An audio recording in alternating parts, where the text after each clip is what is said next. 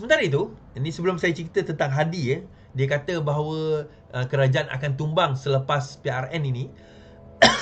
Saya nak bawa satu, saya ingat tak itu saya ada bawa satu cerita tentang skandal. Skandal seorang pemimpin PAS di Kemasik, Terengganu yang orang kata di Kemasik, Terengganu yang ada skandal dengan masa itu bini orang, isteri orang. Lepas tu dia mintakan isteri orang tu menceraikan suami dia, minta cerai dengan suami dia, dan akhirnya dikahwin dengan wanita tersebut. Hari ini apa yang berlaku adalah calon PAS tersebut telah disiasat oleh polis di bawah saya baca. Ketua calon PAS disiasat berkaitan dakwa pikat isteri orang. Ketua Polis Terengganu, Mazli Mazlan berkata ahli politik itu sudah dipanggil untuk direkodkan kenyataan. Polis menyiasat seorang calon PAS PRN Terengganu mengikut Seksyen 498 Kanun Kesesaan kerana memikat atau membawa pergi atau menahan seseorang perempuan bersuami dengan niat jenayah.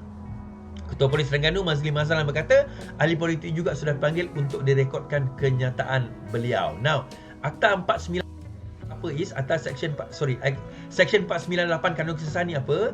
Okey, Seksyen 498 Kanun Kesesaan adalah satu seksyen di mana seseorang itu tidak dibenar kalau sekiranya kita bercinta dengan isteri orang sehingga menyebabkan isteri orang itu minta cerai dengan suami dia. Ni tak ramai orang tahu. Seksyen 498 Kanun Kesesaan mengatakan itu adalah kesalahan jenayah dan boleh diambil tindakan jenayah dan boleh dipenjarakan atau denda atau kedua-duanya sekali.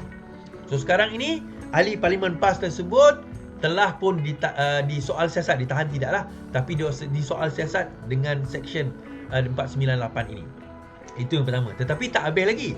Wanita yang sama juga mendakwa dalam akuan bersumpah bahawa dia diberikan projek oleh ahli Dewan Undangan Negeri tersebut PAS, daripada PAS, yang pada masa itu dia jadi ahli Dewan Undangan Negeri, dan dia telah membayar rasuah kepada ahli Dewan Undangan Negeri yang bertanding sekarang ini,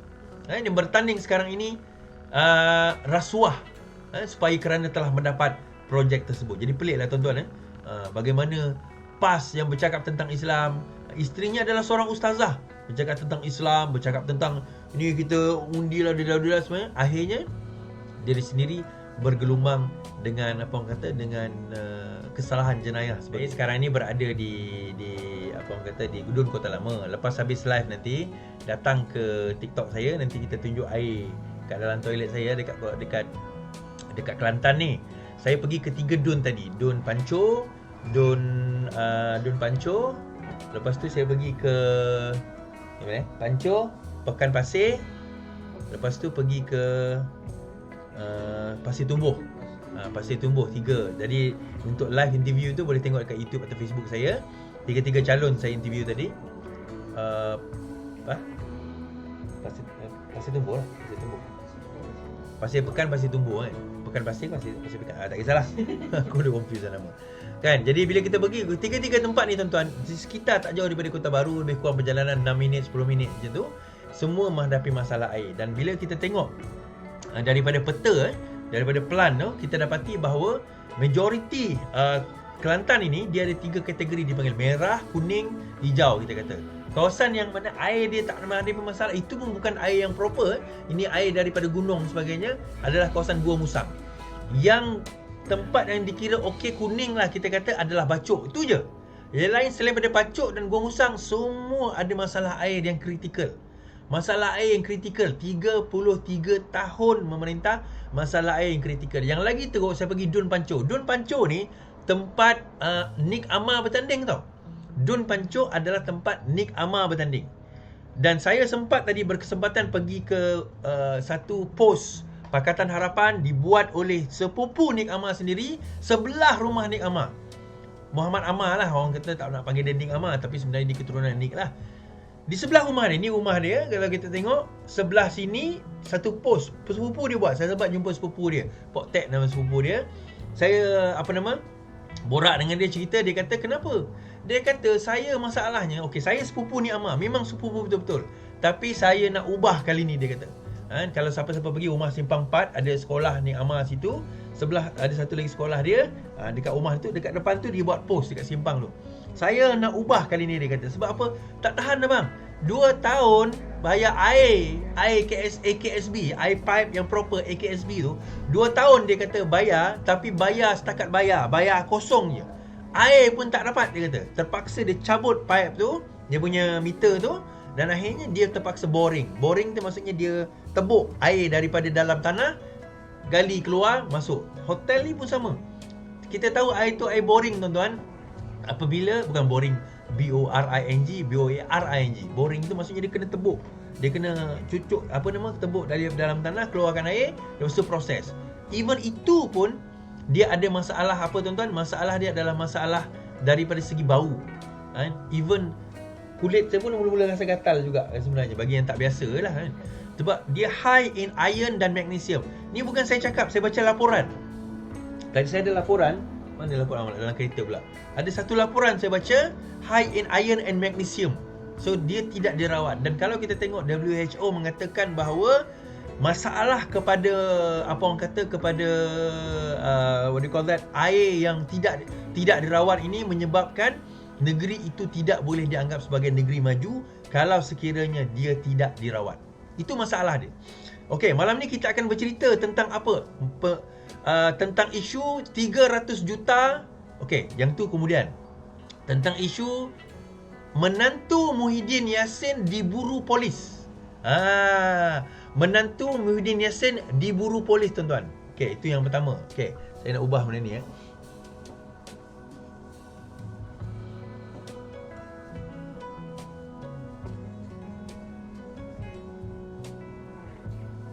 Menantu Muhyiddin Yassin diburu polis dan terima kasih Jason. Dan sekarang ini SPRM mencari mereka atas satu skandal baru lagi, yang hari itu skandalnya berkaitan dengan perkara lain. Yang ini tentang skandal perkara lain. Dan kita juga akan membicarakan tentang kenyataan daripada Haji Hadi mengatakan kerajaan akan tumbang selepas PRN. Benarkah kerajaan akan tumbang selepas PRN? Dan pendedahan berani Mazli mengenai penglibatan Muhyiddin Yassin terhadap skandal Bistari Net yang menyebabkan Mazli Malik dipecat sewaktu menjadi Menteri Bersatu. Tuan-tuan boleh tengok sendiri kenyataan Mazli Malik dalam interview secara eksklusif saya bersama Mazli Malik di dalam di dalam YouTube, Facebook saya pada beberapa hari yang lepas, 3, 4, 5 hari yang lepas lah. Tuan-tuan boleh tengok sini, eksklusif pendedahan yang ada, cerita tentang Sheraton, cerita tentang Bistarinet, Spanko. Benda-benda tu dia tak cerita. Sekarang ini telah diceritakan di dalam live saya eksklusif untuk Live Iswardi Morni. Pendedahan. InsyaAllah saya akan juga bawa Fahmi Fazil nanti. Fahmi Fazil bercerita pula tentang pendedahan pula tentang, bukan pendedahan tu satu cerita lah, tetapi tentang pakej-pakej baru. Okey, tuan-tuan, diumumkan oleh Fahmi Fazil tadi. Wabi Fahmi Fazil, Menteri Komunikasi, mengatakan ada 2 pakej menarik. Satu bagi penjawat awam, penjawat awam, mana-mana penjawat awam yang berkhidmat sebagai penjawat awam yang ambil postpaid, line postpaid ni akan mendapat rebate RM10 setiap bulan. So kalau setahun dia akan dapat rebate RM120. Contohnya, kalau dia bayar bil RM100, so dia hanya perlu bayar RM90. Okey.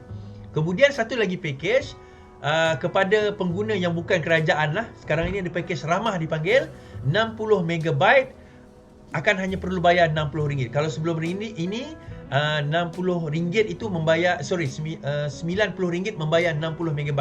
Hampir RM100, sekarang RM60. Dan ada bundle pula. Mana-mana telefon berharga RM1,000 sekarang ini pergi kepada telco, kalau tak silap saya boleh baca, boleh dapat bundle hanya lebih kurang RM250. Kenapa? Sebab yang pertama, kita nak meningkatkan capaian internet di seluruh negara kita. Kedua, kita nak memudahkan terutama mereka yang miskin tegar, mereka yang tak mampu, pelajar dan sebagainya, memiliki bundle internet, memiliki alat. Tuan-tuan, kita sekarang ni telefon dan sebagainya, kita perlu terutama untuk kalau kita nak belajar dah. Benda ni dah jadi satu keperluan. Seorang rakyat Malaysia ni sekurang-kurangnya kita ada 2 telefon, sekurang-kurangnya atau 2 line. Kalau tak 2 telefon pun 2 line. So benda itu dah jadi satu keperluan sebenarnya, bukan lagi jadi satu barang luxury. Terima kasih kita ucapkan kepada Kerajaan Madani, terima kasih juga kepada KKD Menteri Fahmi Fadzil di atas inisiatif tersebut yang sebenarnya diumumkan pada hari ini. Boleh pergi kepada page YB Fahmi Fadzil untuk mendengar ucapan tersebut. Baik. Dalam pada saya bercerita tentang package-package tersebut, menarik juga tuan-tuan, saya nak bawa berkenaan dengan perkara ini ya. Noktahkan miskin tegar tahun ini, Anwar Ibrahim. Okey, noktahkan Ampang, Perdana Menteri Datuk Seri Anwar Ibrahim mahu menumpukan untuk menyelesaikan isu miskin tegar tahun ini. Anwar berkata ketika ini pentadbirannya lebih tertumpu kepada kebajikan rakyat berbanding projek mega berbanding pembinaan mercu tanda dan bangunan ikonik dalam negara. Orang tanya apa saya buat dalam tempoh 8 bulan jadi kerajaan. Jangan tanya saya untuk bina mercun tanda tinggi, jambatan paling panjang. Anda rasa saya sebagai PM boleh tidur nyenyak jika lihat ada rakyat miskin tegar tak mampu beli susu dan seragam sekolah. Biar kita noktahkan miskin tegar tahun 2023 katanya. Jika 100 juta atau 200 juta tak cukup, saya tak peduli. Saya akan cari semua menteri dan jabatan kerajaan mesti selesaikan isu masalah miskin tegar. Itu antara janji saya menurut Perdana Menteri. Now, kalau kita tengok daripada inisiatif yang disebut oleh Perdana Menteri mengenai menoktahkan miskin tegar, kita lihat bagaimana menteri-menteri ni buat kerja. Antaranya, kita fikir again komunikasi. Alah, kau ni sebut komunikasi lah, dia bos aku nak kata macam mana, aku sebut lah pasal dia kan. Now, kenapa komunikasi sebut pasal ataupun bagi bundle murah? Kita fikir sebenarnya orang nampak murah lah Is, kita boleh dapat package keperluan. Kita tak tahu telefon sekarang ini boleh buat bisnes. Orang tak nampak benda tu kan? Kita nampak benda tu, telefon boleh buat bisnes. TikTok ni tuan-tuan, kalau tuan-tuan tahu macam mana guna TikTok, tuan-tuan akan boleh buat pendapatan di dalam TikTok. Nak kata kaya macam Mark Zuckerberg tu tak lah, atau macam Elon Musk tu tak. Tetapi sekurang-kurangnya at least kalau tuan-tuan buat bisnes, boleh dapat lepas pendapatan guna TikTok. Affiliate satu hal lah. Macam contohnya saya ada buat bisnes affiliate kat bawah ni kan, kita letak itu, bolehlah dapat pendapatan 100-200 sebulan, tak banyak. Tetapi kalau buat bisnes sendiri, sebenarnya lebih banyak daripada itu boleh dapat. Nah, macam mana nak dapat? Salah satunya kita ada PADI di bawah KKD juga. Pusat Ekonomi Digital sekarang ni plan dia nak buat di setiap don ni mesti ada. So pergi kat situ Pusat Ekonomi Digital, kalau tak tahu Google, pergi kat situ tanya dia orang macam mana cara saya nak buat TikTok, saya nak buat bisnes dalam Facebook, saya nak buat bisnes dalam YouTube umpamanya, saya nak jual barang-barang produk dalam Shopee umpamanya, macam mana?